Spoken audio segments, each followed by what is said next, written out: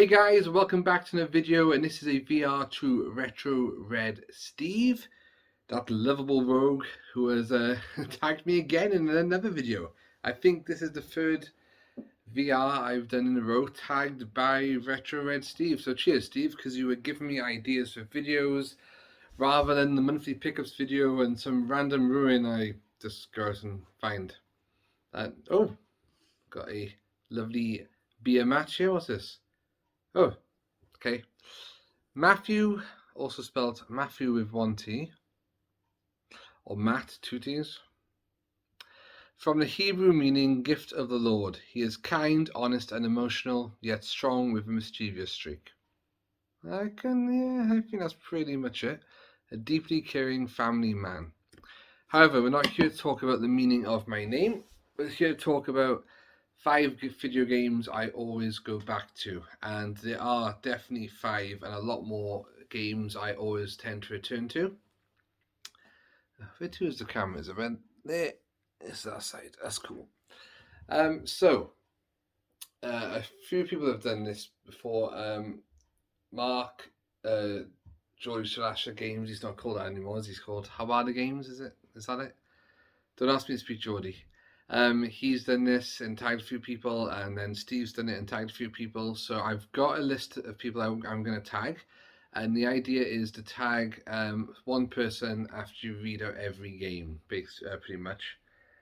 So I'm just feeling like rambling a bit. So you tell me I'm not, in kind of tune with YouTube these days, and so I see cars going past, distracting me already. Anyway, how cool is that tree?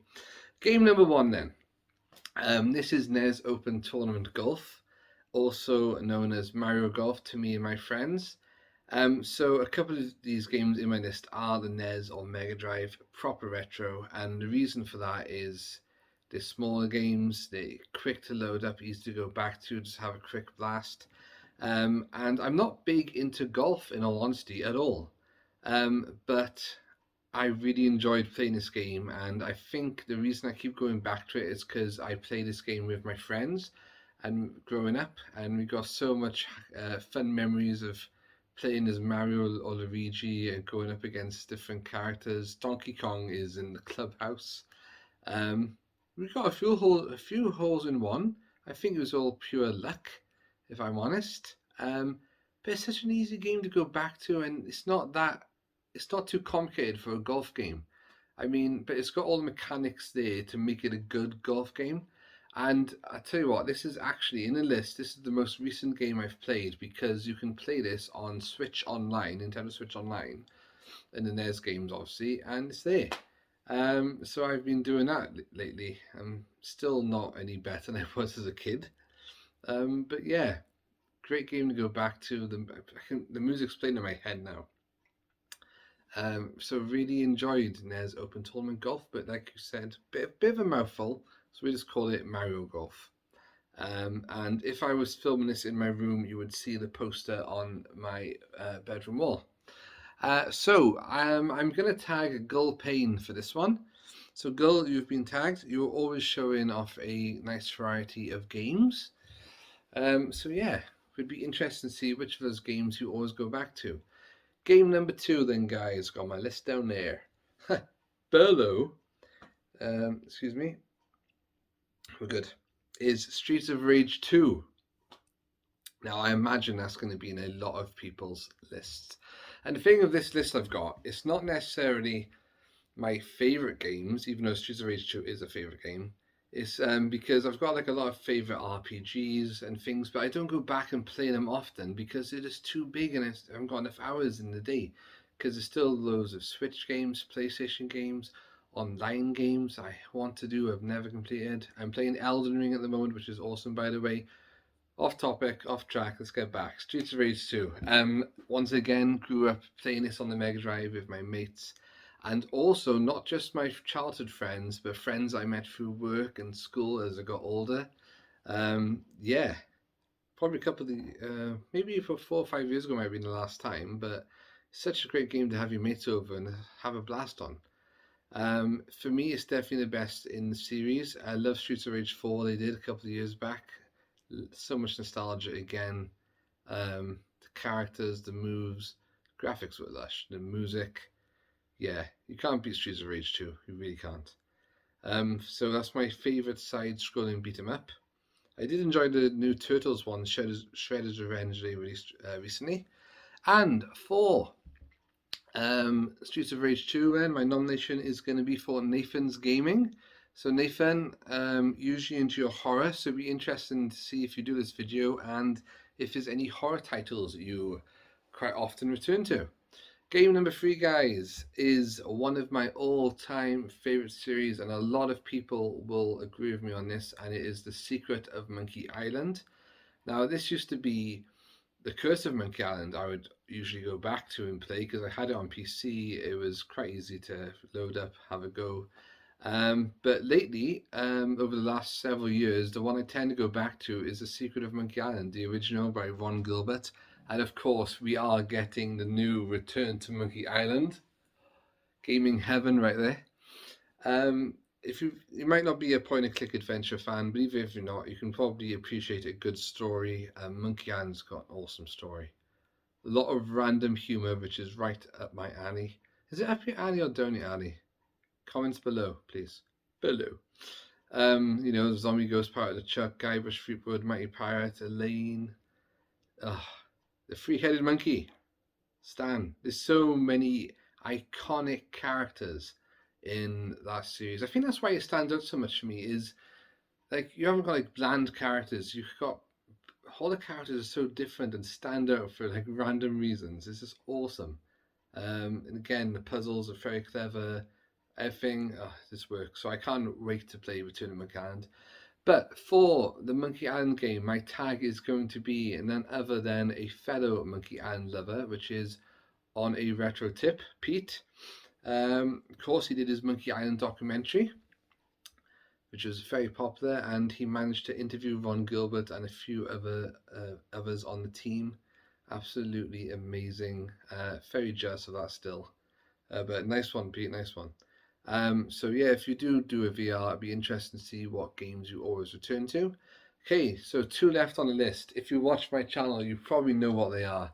But number 4 or number 2 in the list is going to be none other than. So I got distracted because the message popped up. So we're going to Clash at the Castle. Go in there in a couple weeks' time. Wrestling, can't wait. Okay, so number 2 is Bucky O'Hare on the NES. What? Not number 1? No, it's not number 1. As most of you know, I am like the world's biggest Bucky O'Hare fan, and but that's not the reason it's in the list. The reason it's in the list is a pretty damn good game on the NES. Difficult game, but once you've played it as many times as me, it's not that bad at all. But yeah, again, playing out with my mates growing up, just working together, trying to defeat the bosses, taking it in turns. That's a good thing about Bucky O'Hare on the NES is like when you die, you don't get like kind of game over permanently. You just like start back at the beginning of like that act or something. So you keep on going and going till you like manage to do it. And I remember us getting to like one of the final stages where you had the giant toad ship you had to defeat. Oh, I found that boss so difficult back in the day. So when we did it, the elation, woohoo! And then you got to fight Toadie and Marshall at the end, and he was a bit of a pain in the backside, but when you switch to the correct character, he's not so bad at all. But yeah, Bucky O'Hare is awesome, and especially that you can change to different characters, like I just said, to deal with different situations. At a time, that was the first game of that type, I believe, that I had played where you could change characters. And yeah, loving the cartoon and the comics and had the toys. It was just a bonus having the actual game. And then years later, I discovered there was the arcade game. I think I discovered that when Steve got me some MAME discs, and I found it on there. I was like, "What? There's a Bucky O'Hare game here, the second one," and that's awesome as well. I would love to get a Bucky O'Hare arcade cabinet. Okay, so the person I am tagging for the Bucky O'Hare game is none other than a fellow Bucky, and that is Bucky749, also known as the American Samurai. Big follower on my channel, comments on my videos. So Bucky, to you and your brother Jeremy, thank you very much for the support you do give my channel. It is greatly appreciated. You're always commenting. And go check Becky out, guys. I'll try and leave a link to all these people below because they're all channels worth watching. Now, I do find it difficult to keep watching YouTube these days, being a hell of a lot going on in my life, but you know, I do miss videos like this and interacting with everyone. But Bucky, if you can do that, it'd be interesting to see what video games you always go back to. But also, if your brother Jeremy wants to do it, because I know Jeremy does videos of you, then I would love to see that as well. So kind of a double tag there. So Bucky749 and Jeremy. Okay, number one then, numero uno, is none other than Bubble Bobble. You all know the music, it's playing in my head right now. Isn't it amazing? You think of a game and then, like talking about here, the music starts playing. Okay,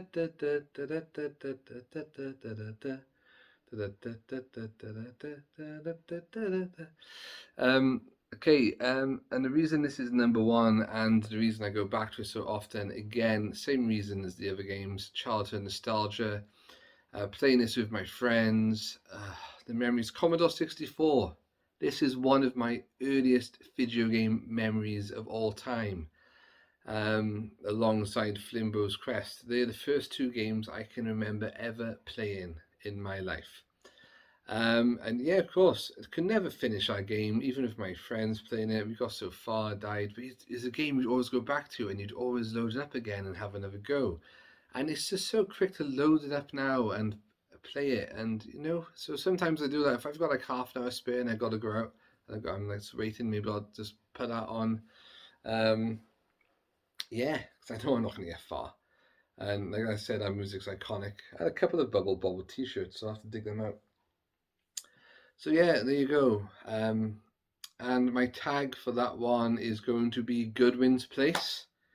So, Craig, it'd be interesting to see what games you do go back to when you're not fixing up all the multiple consoles you're getting sent and buying, and your pinball machines, the arcades.